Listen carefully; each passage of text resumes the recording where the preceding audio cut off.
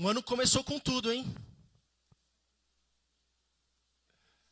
O ano começou agitado, muita chuva, muitas bênçãos, muitas lutas,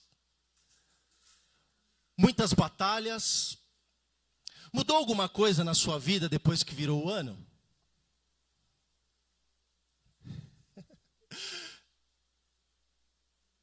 Não é engraçado que o povo, nós colocamos uma expectativa gigantesca na virada do ano. Aí você chega no dia 1º, no dia 2, não muda nada. Chega as lutas, as batalhas, os boletos, as contas, elas continuam. Mas aí a gente não cantou lá no ano novo, adeus ano velho, feliz ano novo, que tudo se realize, o ano que vai nascer, glória a Deus, aleluia, muito dinheiro no bolso. Aí você olha e você fala, cadê o dinheiro? Saúde para dar e vender, aí vem as enfermidades, as doenças, as lutas, dor nas costas.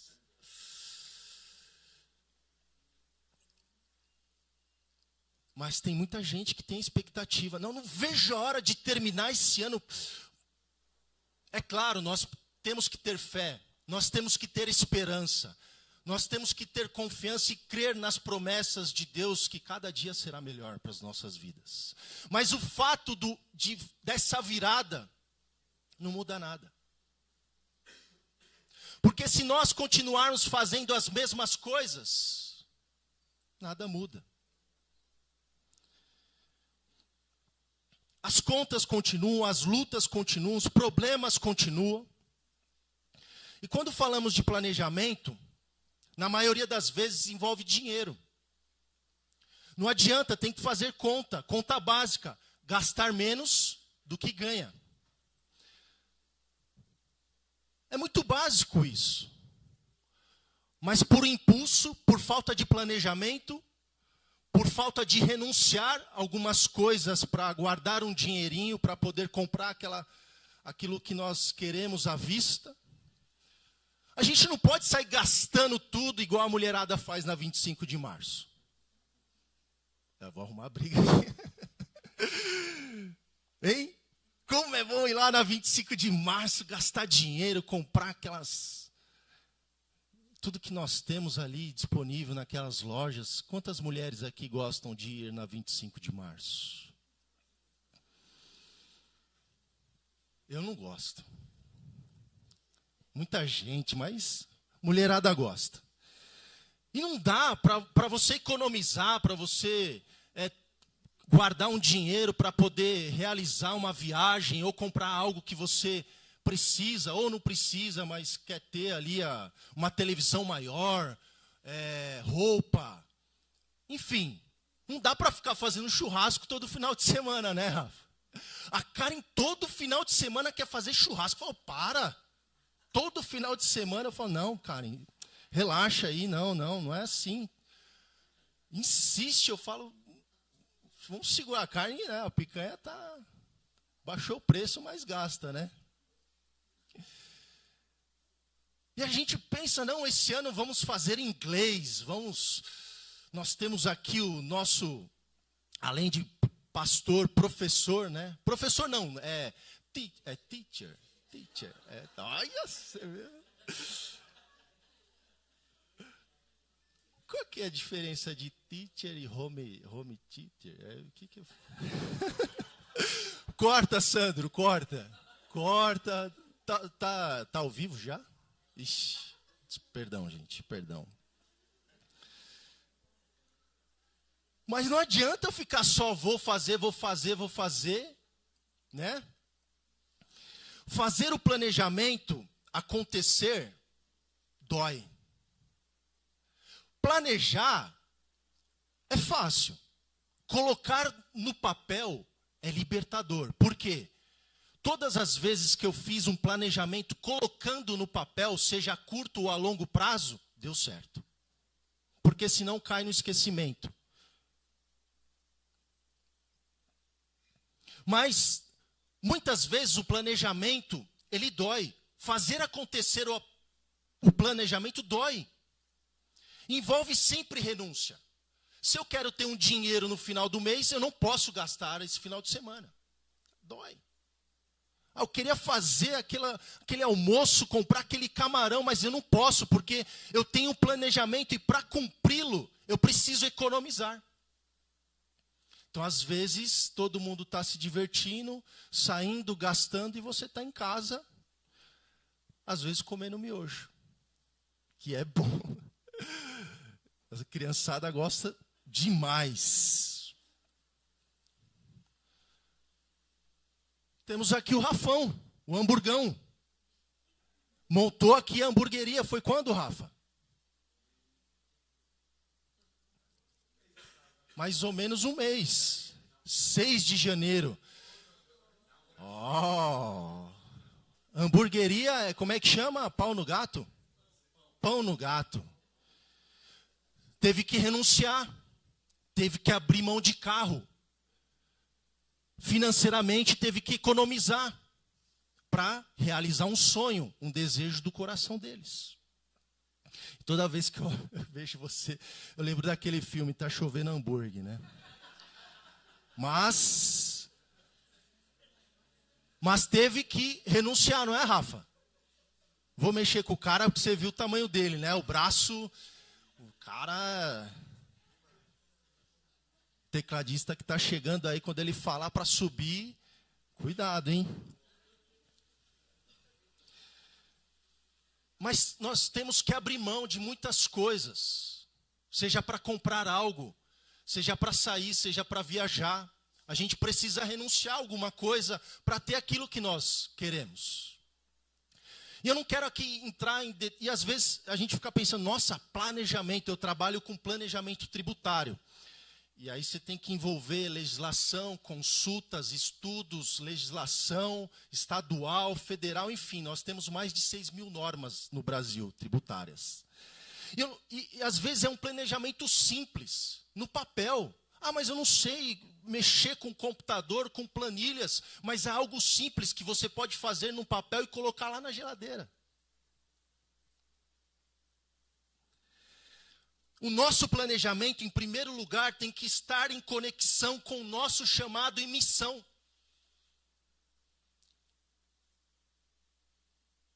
Porque senão ele se torna um planejamento egoísta.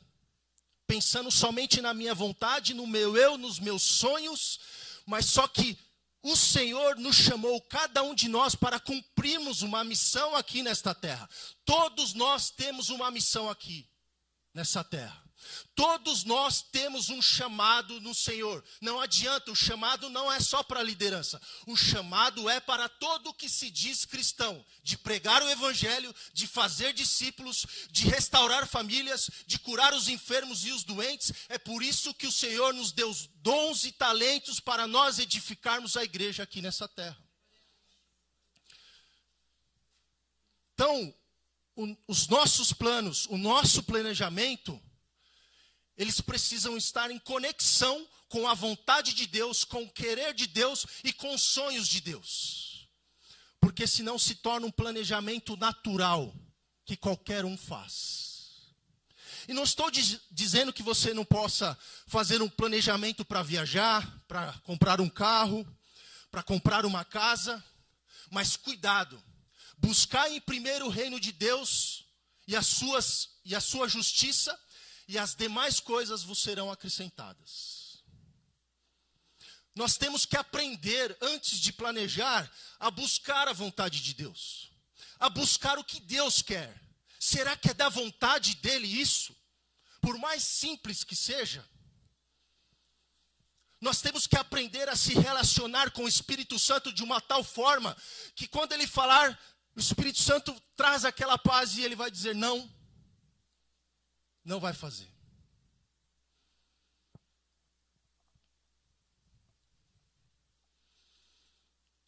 Em primeiro lugar, nosso foco e prioridade em planejar devem estar ligados com a vontade de Deus, que nos chamou e nos deu uma missão para cumprir aqui nessa terra. Nossos planos, planejamentos devem estar regados de oração e consagrados ao Senhor, porque o nosso coração é enganoso. Tem gente que planeja tanto que não tem tempo nem para estar na igreja.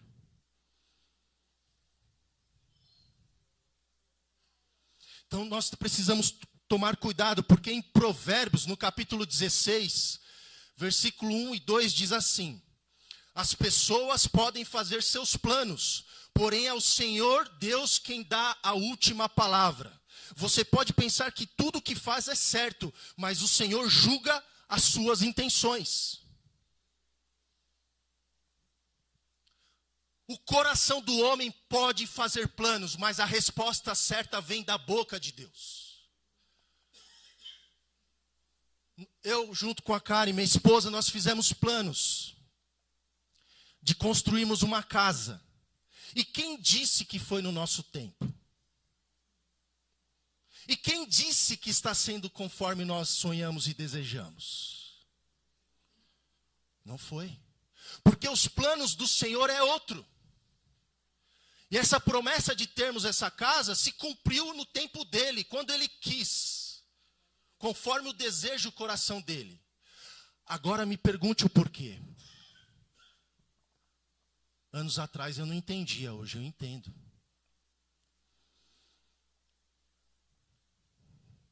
Então faça planos, faça planejamento, nem que seja num papel de pão, mas que os seus planos e o seu planejamento esteja regado de muita oração.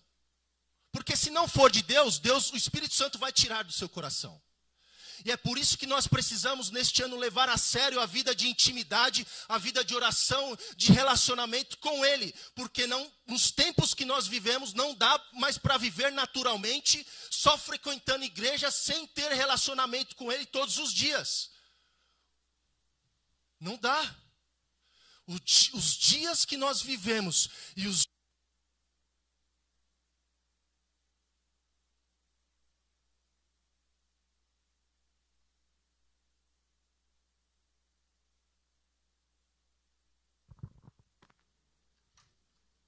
para enfrentar as lutas, as batalhas.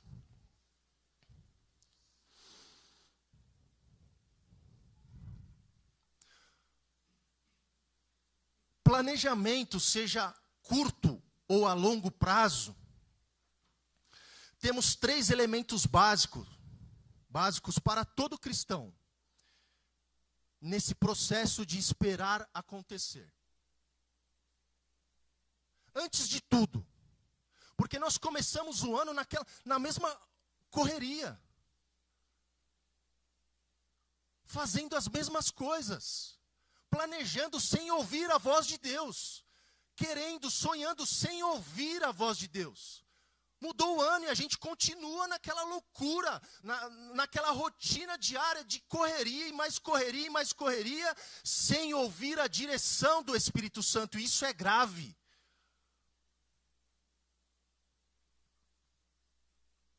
Nós precisamos regar com muita oração e consagrar a Deus este ano. Primeiro elemento básico para todo cristão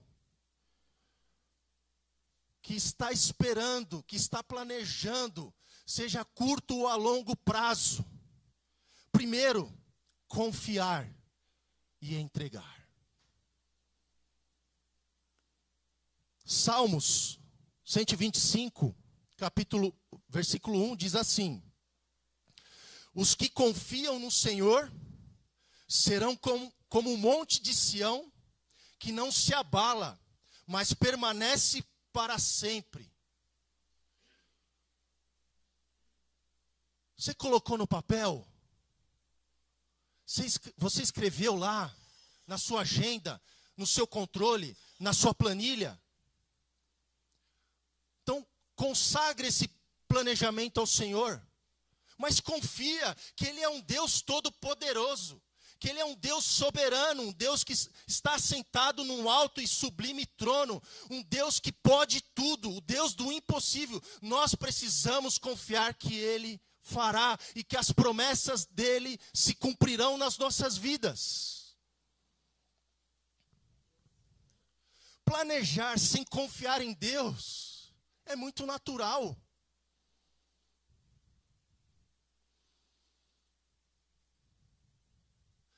Nós mudamos no dia 2 de janeiro, aqui para Casa Nova. Irmãos, nós planejamos. E não aconteceu conforme nós esperávamos.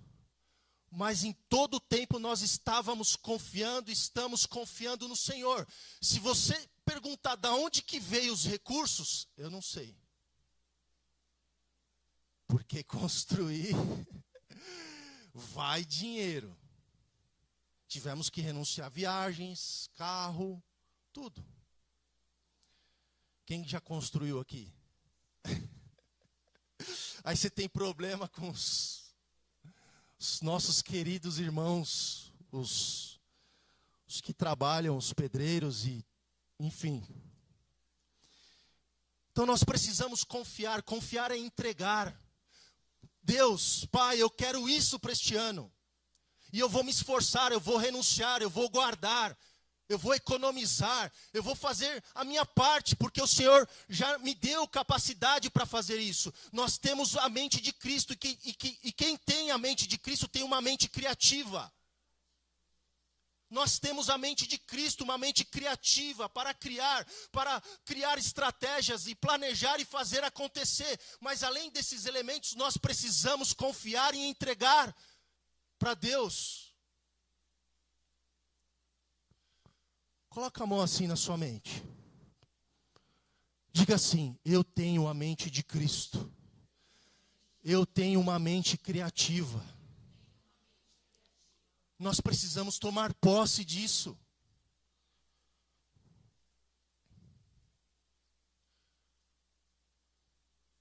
Antes de colocar, antes de escrever, antes de querer, antes de sonhar, comece orando. Comece fazendo certo, orando, consagrando a Deus, pedindo orientação do Espírito Santo. Ele é o Espírito da verdade que o mundo não pode conhecer e nem receber, mas Ele habita em nós. Ele nos ensinará e nos lembrará de todas as coisas. Vocês acham que o Espírito Santo de Deus não pode guiar cada um de nós em nossos planos e planejamento? Nós temos acesso ao Espírito de Deus que criou os céus e a terra, que planejou tudo isso que nós estamos vivendo, que planejou que o seu filho volte no 7º milênio. Deus planejou o dia de Jesus voltar. Nós temos um Deus de planejamento e nós temos acesso ao Espírito Santo que planejou tudo isso com Deus.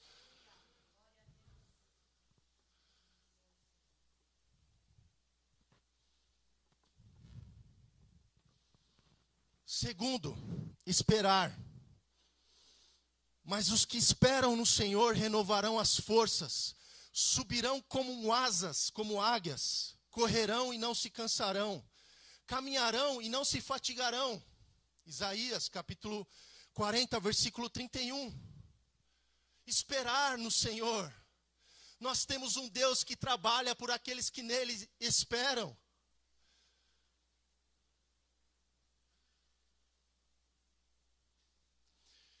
Terceiro, descansar. Deleita-te, descanse também no Senhor, e te concederá os desejos do teu coração. Entrega o teu caminho ao Senhor, confia nele, e Ele tudo fará. E Ele fará sobressair a tua justiça como a luz, e o teu juízo como o meio-dia. Descansa no Senhor e espera nele. Não te indignes por causa daquele que prospera em seu caminho, por causa do homem que executa astutos intentos. Salmos 37, capítulo 37. Para de ficar olhando para o ímpio que prospera. Aleluia. É bíblico isso. O sol nasce para todos. Não é porque ele é ímpio que ele não pode ser próspero. Se ele está trabalhando, se ele é honesto, se ele estuda, se ele corre atrás para ser um diferencial no mercado, Deus vai abençoar, porque o sol nasce para todos. Deus prospera o ímpio, Deus prospera o justo. Deus dá o de comer a nós e ao ímpio também. Então a gente fica olhando para as pessoas que prosperam. Nossa, Olha eu aqui na igreja. Olha lá, o cara nem conhece Deus, não tem temor, não tem vida de oração, não conhece Jesus e está prosperando. Para com esse espírito de comparação, de olhar para o próximo, de olhar para o passado. Olhe para o Senhor, confia no Senhor.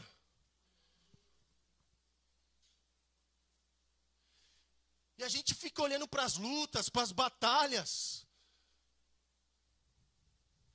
como se Jesus não estivesse no barquinho. Como confiar? Como esperar e descansar? Essa é a pergunta. Porque falando aqui parece fácil, né? Parece fácil. Um sermão, confiar, esperar e descansar. Parece fácil, mas no dia a dia, quando a provisão parece que não vem, quando os recursos parecem que não chegam, quando a cura parece que não vem, aí vem o desespero, aí vem a incredulidade, aí vem a dúvida, aí vem as vozes, vem o medo, aí junta tudo e você começa a ter uma crise de ansiedade. É fácil falar aqui, mas como confiar e esperar e descansar? Uma vez, mais ou menos no ano de 2001, 2002, Serginho. Não sei se vocês lembram daqueles músicos, Apacentai o Rebanho. E quando eles lançaram, acho que o segundo CD deles, tinha uma pregação do pastor Marcos Gregório. E aquela frase me marcou muito, porque ele falava assim: toda promessa passa pelo teste do tempo. Porque Deus prova quem Ele ama. Imagine se você orasse agora e acontecesse.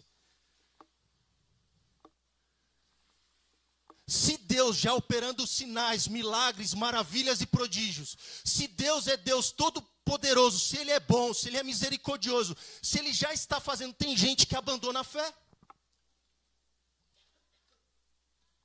Imagine se Ele te desse tudo.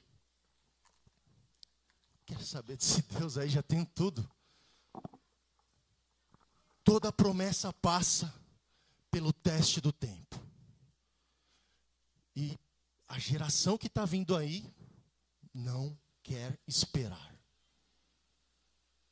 Nós, por muitas vezes, não queremos esperar. Eu confio em Deus, mas não quero esperar. Eu confio em Deus, mas não descansa nele. Que confiança é essa? Esse processo é difícil, mas é possível quando estamos na presença do Senhor. E viver na presença dEle, não existe outro caminho a não ser o da oração. Uma frase que a pastora Eládia deixou em uma das suas ministrações. Ela disse assim: será que essa oração no carro, essa oração que fazemos no café da manhã, é suficiente? E aquilo, o Espírito Santo falou tanto ao meu coração, porque às vezes nós estamos ali: Pai, eu consagro a Ti esse pão, esse leite, o Yakult, o misto quente.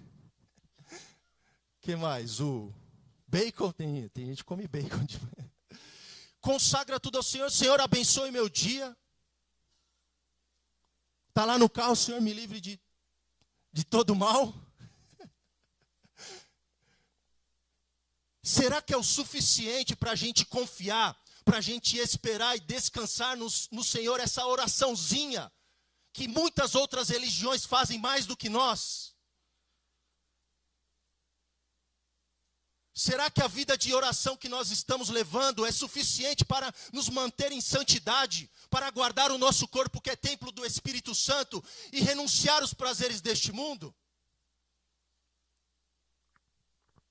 Será que a oração, a vida de oração que eu estou levando é suficiente de ter ousadia para pregar o Evangelho e fazer discípulos, e entrar nas casas, expulsar os demônios, curar os enfermos e os doentes, e ter a autoridade que já nos foi dada, para pisarmos serpentes e escorpiões e toda obra do mal, e nada nos causará dano algum? Será que o relacionamento que nós estamos tendo com Deus é suficiente para se abster das coisas deste mundo? É por isso que muita gente não confia, não espera e não descansa. Porque já estamos no final de janeiro. E como está a nossa vida espiritual? Ano do crescimento. A igreja do Galileu, o pastor Dodô com a pastora Eládia, colocou esse tema, não é por acaso. Não é história da carochinha, não veio do nada. Essa direção veio dada pelo Espírito Santo de Deus, o ano do crescimento. Se nós ficarmos aqui parados, fazendo as mesmas coisas, com essa vidinha de oração, nós seremos consumidos mais um ano pelas ilusões, pela rotina, pela correria. Deus, conta comigo. Mas, não está dando não. Será que é o suficiente?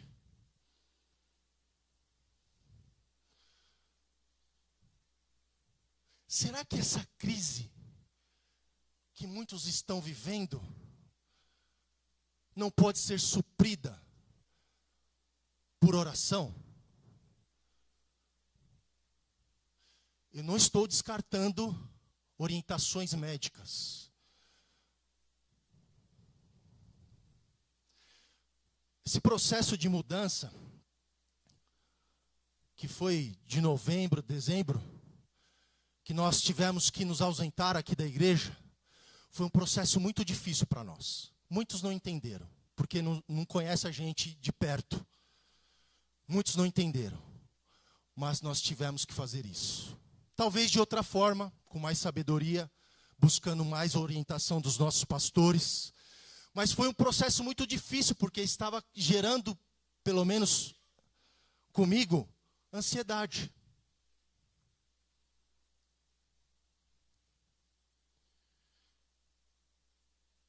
E aí eu comecei a olhar, ontem eu estava aqui intercedendo pelo encontro das mulheres lá em casa, e eu comecei a olhar para aquela casa.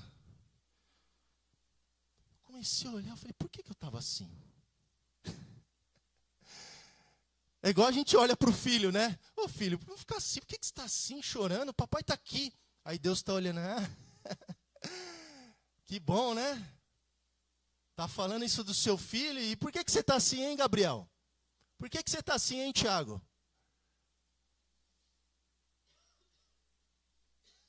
E está lá, aconteceu.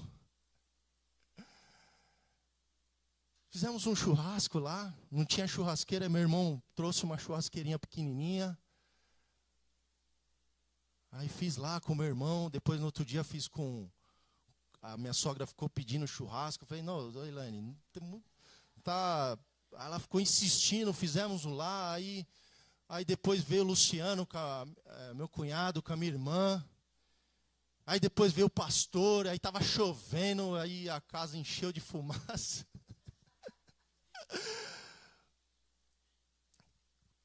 Mas sabe o que é? Sabe como que a ansiedade passou? Não foi porque eu mudei. Foi porque eu intensifiquei a oração. Porque quando nós nos relacionamos com Ele, é tão sobrenatural que não dá para explicar. Você sente algo e parece, quando a palavra de Deus fala, aquele que crer em mim, aquele que crê em Jesus, rios de água viva fluirão de dentro, do ventre. Isso é inexplicável, porque quando nós fazemos isso, muita coisa sobrenatural acontece de dentro de nós, é inexplicável. Aí quando você sai, parece que você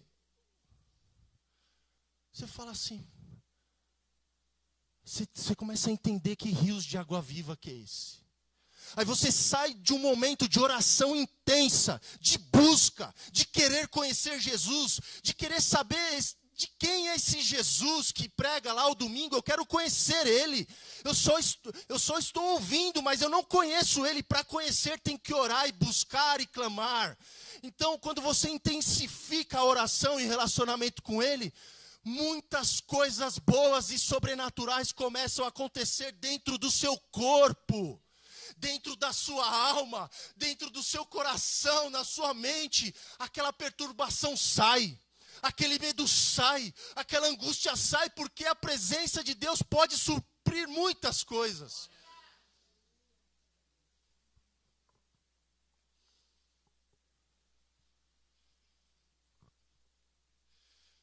Essa oração que fazemos, hein, pastora, é o suficiente? Mateus, no capítulo 6, versículo 6, diz assim: mas você, quando orar, vá para o seu quarto, feche a porta e ore ao seu pai, que não pode ser visto, e o seu pai, que vê o que você faz em segredo, lhe dará a recompensa. Se você estudar, essa recompensa fala de tempos vindouros, que vai acontecer. Mas buscar, se ausentar, para se relacionar com Deus, para dobrar os joelhos e buscar o Senhor, até que Ele faça aquilo que você precisa, se for conforme a vontade dEle, é inexplicável. Nós temos muitas e muitas recompensas, quando nós deixamos a religião, quando nós deixamos as práticas religiosas de somente frequentar a igreja e nos voltamos para a prática que é vida de oração. Muitas recompensas. Eu me lembro uma vez que nós estávamos em casa, ali na Oswaldo Arouca, e nós fizemos uma vigília. Irmãos, inexplicável o que aconteceu. Mais ou menos uns 40 jovens. E a vizinha foi perguntar qual que era o louvor que nós estávamos cantando. Ela falou: eu senti a presença de Deus aqui na minha casa, do lado.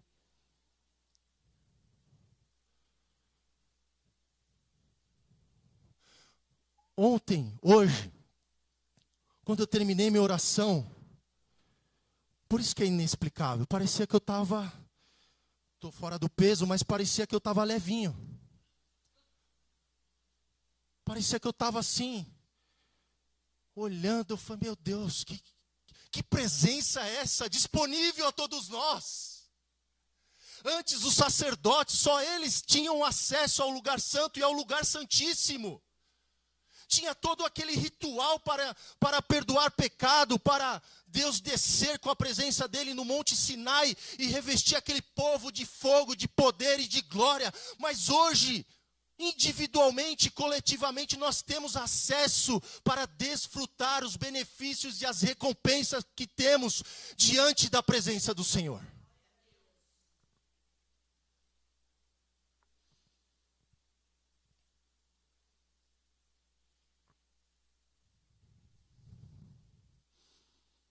Eu não sei fazer, Gabriel.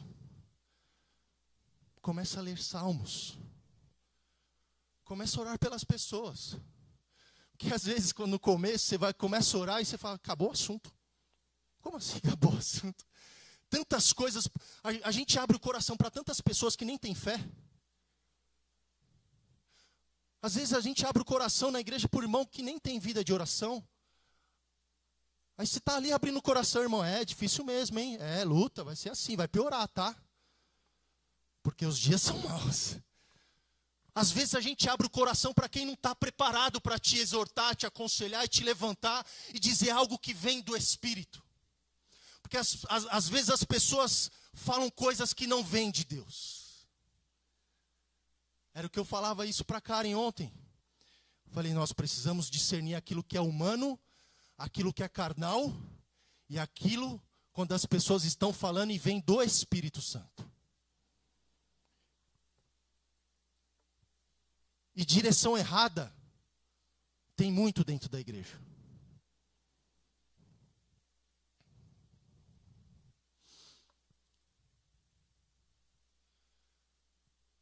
Vamos fazer um teste essa semana? Planejamento a curto prazo,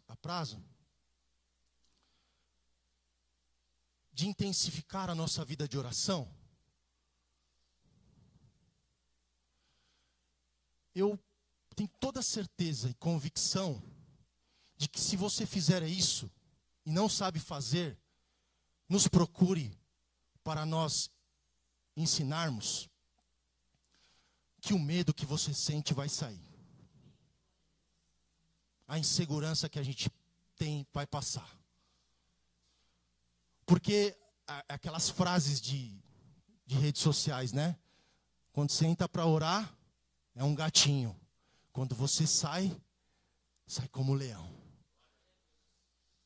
A frase é meio, sei lá, né? Pode ser um... O povo aí fala e nem sabe a profundidade disso, mas é verdade. E é por isso que tem muito crente assim, ó, prostrado. De cabeça baixa, tipo, com medo. Não estou falando que a sua luta não é difícil. Mas eu estou aqui oferecendo a solução.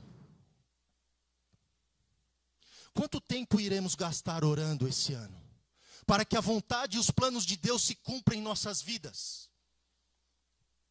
Antes de pensarmos em nossos planos naturais, que é familiar, profissional, faz parte da nossa vida aqui.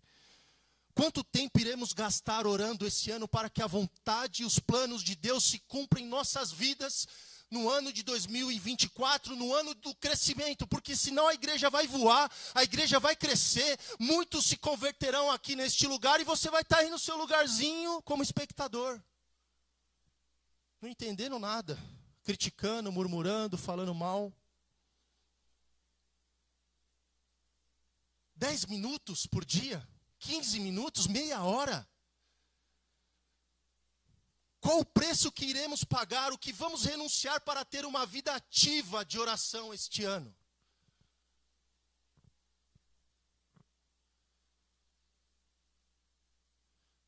Tem que renunciar. Tem que pagar o preço. O pastor falou aqui do culto passado, retrasado, o cara que comprou a meia ungida, 15 mil reais. Para ter paz. Quem quiser, eu tenho uma meia furada, metade do preço. Ai, cara. Fazer o bazar das meias, né, Serginho? Ó, esse daqui com chulé é mais barato. Esse daqui é de marca, tá? Vamos dobrar o preço. Mas tem gente pagando preço por questões religiosas. É a água não sei da onde, é o óleo não sei da onde, é o pastor ungido que engana o povo.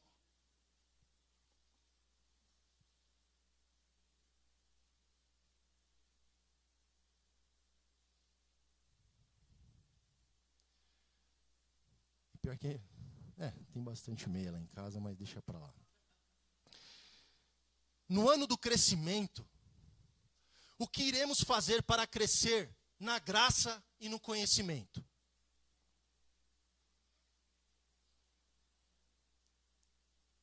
Porque assim, a nossa visão amplia, nós começamos a visualizar, a ter visões, a ter sonhos, a ter planos de Deus, planejamentos que vêm de Deus, quando nós começamos a orar. Senão a gente fica muito com o olho natural, só pensando nas coisas naturais, só pensando na rotina, só pensando no trabalho, no serviço e resolver problema. A gente fica nessa atmosfera de naturalidade. Mas quando a gente começa a orar, intensificar fervorosamente a nossa vida de oração, a gente começa a visualizar um ano de crescimento. Porque o pastor vai subir aqui e vai falar de crescimento e você, nossa, mas é difícil, mano. Vai alugar aqui outro prédio? Vai alugar o prédio, dá dinheiro, hein, pastor? Não, mas o ano do crescimento vai ter que mudar a parede. O Sandro vai ter que trabalhar mais do que trabalha. Não, estamos aqui, tá legal. Olha o que Deus já fez. O homem natural. Porque não tem vida de oração. Porque a oração coloca em nós o sobrenatural. A oração coloca em nós a vontade de Deus, o querer de Deus, os sonhos de Deus. E a gente para de pensar em si mesmo. E começa a olhar para o propósito, para a missão que o Senhor nos deu.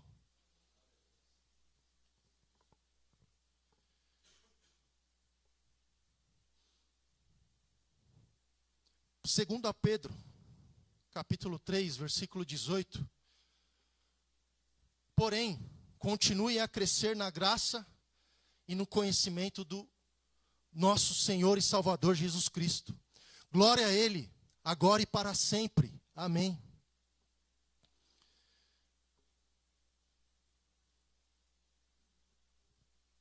O que vamos fazer para crescer na graça e no conhecimento? E assim, eu penso, se eu não oro, eu não vou querer ler a Bíblia. E se eu leio a Bíblia sem orar, eu não tenho revelação do Espírito Santo. Vai ser como um cientista lendo a Bíblia. Então, é uma coisa ligada à outra. Como nós vamos crescer junto com os nossos pastores, com a igreja do Galileu, para não ficar para trás, viajando na maionese? A igreja bombando, a igreja precisando de obreiros, de trabalhadores, a igreja precisando do seu serviço, da sua entrega. Talvez eu esteja ali na minha zona de conforto. Mas nós precisamos, cada um de nós precisamos pagar o preço para que o ano do crescimento aconteça, não somente em nossas vidas, não somente com a liderança, mas com todos nós, na sua casa, na sua família. Mais prosperidade, mais bênçãos, mais provisão do Senhor, sim, financeiramente falando, mas o que mais importa é o sobrenatural de Deus, é a conversão, é o coração regenerado, é aquele que nasceu de novo, aquele que se entregou a Jesus e está vivendo a vida dele aqui nessa terra.